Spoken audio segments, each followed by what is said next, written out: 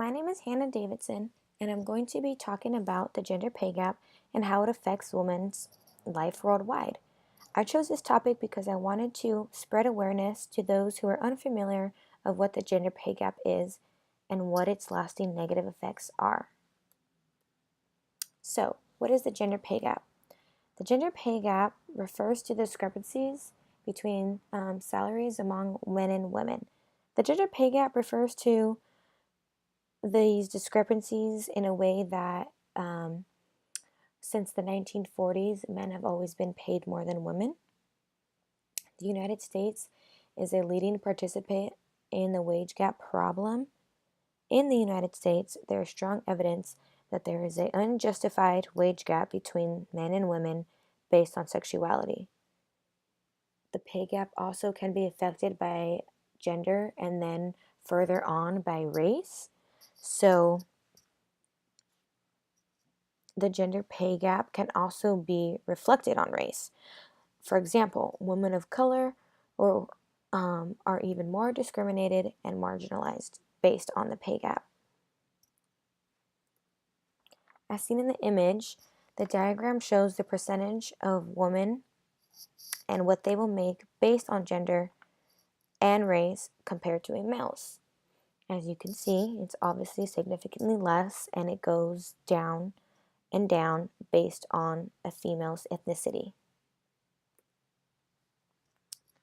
So some implication it has on our society, especially if affecting women, but it can affect women, it can affect family, men, husband. It can have lasting effects on pretty much everybody. So, role reversals suffer due to the gender pay gap. To go into further detail about this, with the wage gap affecting women's income, it can have a lasting effect on a family. For example, if the mother is the sole breadwinner, due to the fact that they are making significantly less, only making 77 cents to the average man's dollar, that can later affect the family based on where they live and food proportions and other things like that. The effects of the gap that it has on women could be long lasting as well. Women are constantly stressed due to the fact that they know their hard work is not receiving equal recognition of that to a man's, and this can have or result into anxiety and depression among women in the work field. And this is actually a quite common thing that is happening currently with women. Also, what the implications that it comes with has is that it stands for within the society. So basically, if a female is getting paid less and that this is a normal, common, everyday thing to a family, with women having a lower pay, it shows future generations of females that they are less than a man and that they will never continue to get paid, that they will continue to get paid less than a man no matter how much they might be equal on paper based on education and years of experience and the rank that they might have, that they will always get paid less than a male will. Reasons as to why it still stands today in current society. One of the reasons why it stands today in current society is that um, some reasoning is based on career choice. For example, some might argue that the wage gap should stand because men perform more physically demanding jobs and choose more unsafe careers than women do. While this may be true, more men, for example, are police and more men are firemen and things like that.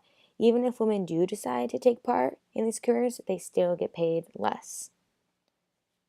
Continuing on, companies also argue that since women take time off for childbirth, that this is why they get a pay decrease. But the United States does not guarantee paid maternity leave. It's varied on cases and by years of experience and your retirement plans and everything that you have in ties with this company. So the companies or employers also argue that since women take time off for childbirth, that this is why they receive a pay decrease, but again, with no promise from the United States.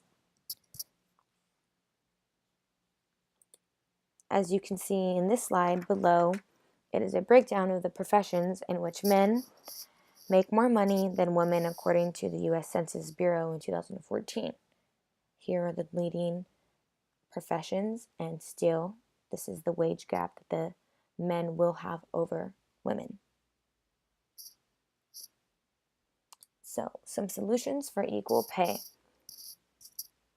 spreading knowledge about the pay gap to others on a common scale in your friend group, on peers, workers, people in your community. If you just spread awareness and knowledge about what the pay gap is and what its basis is on, that's just helping the gap in general. By supporting and encouraging companies that provide equal pay is a great way to hopefully eventually end the pay gap, to notify employers that this is what you want and argue and negotiate for equal salaries.